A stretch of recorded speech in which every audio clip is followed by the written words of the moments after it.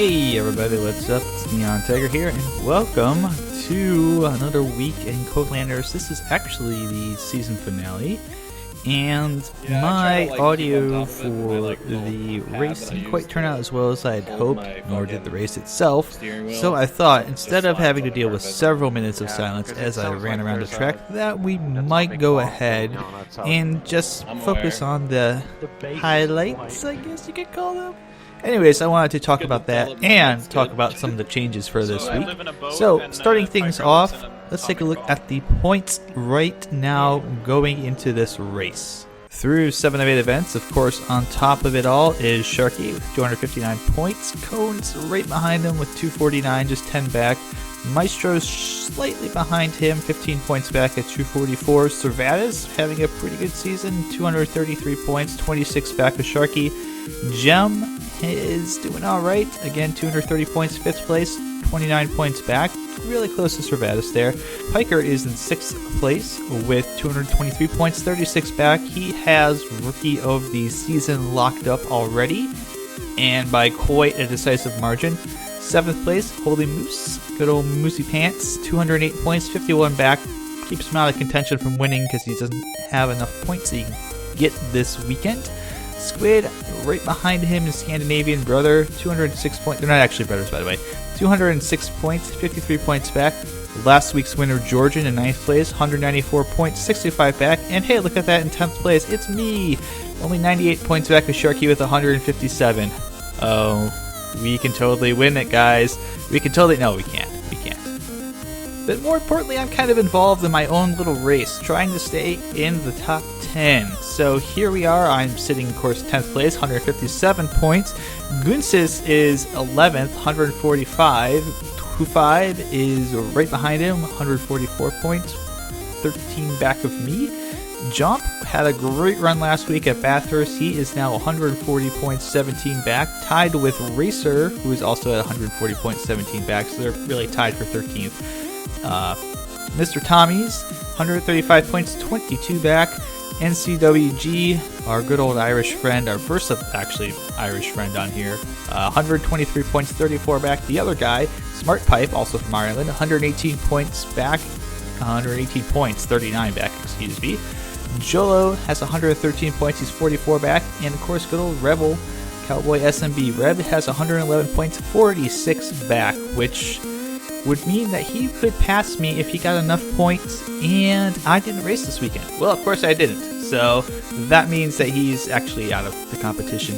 Speaking of that, Gunsis and Racer did not race this weekend, so they are also not in the points hunt. So really, it comes down to Jump and 25 are right behind me at 13 and 17 points. Tommies is going to need me to not qualify for A main, as well as NCWG, Smart Pipe, and Jolo.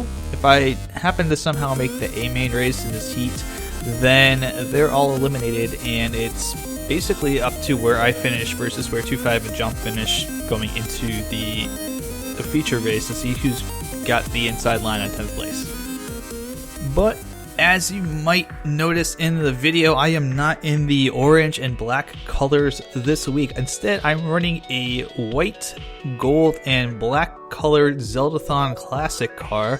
And that's actually for a reason, not just because I wanted to do something different and special for the final race, but because there's actually some donation incentives tied to how I finish in this race. So yes, depending on how I do this weekend, I will be donating a certain amount of money to Zeldathon Classic in October. Probably will leave some description info in the description down there, you know, where you find all the other info that you would look at.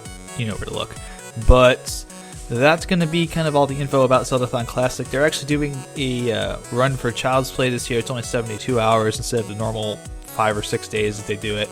But I figured since Child's Play is something we already have on our cars, and I'm a Zeldathon fan, you know, why not? Why not do something special? So let's go ahead and take a look at the incentives, because this will get a little complex. It's all based on how I finish. Alright, so first off, we got qualifying. I get $5 to donate for the poll, minus 50 cents for each spot below that. So if I qualify 10th or worse, actually wait, I'm thinking about that. If I qualify 11th or worse, then there's no money donated for qualifying. The heat, $10 if I win it, $5 if I finish in the top 3, and $3 if I just make the A main feature, which means I finish in the top 10 this week. And if I don't, well, no money given there, and there's no money given for making the B main feature because nobody really wants to be in the B main feature anyways, and who gives a toot. A main feature, $100 if I win. That's the big one. $100 if I win, $50 for second, $25 for third, $20 for a top 5 finish, $10 for a top 10, $5 just for finishing the race, plus an additional 50 cents for each spot I finish above 20th. Oh, and there's one more thing that's not on here, but I should mention anyways. If I somehow retain my top 10 spot in the points at the end of the year, I'm going to lump an additional $25 onto that.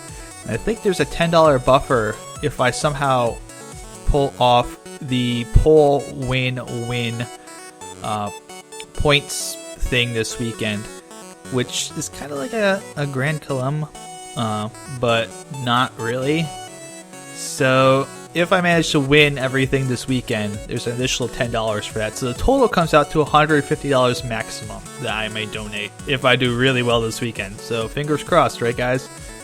We'll actually know how this ends, so whatever. Just pretend I didn't say the last part, okay?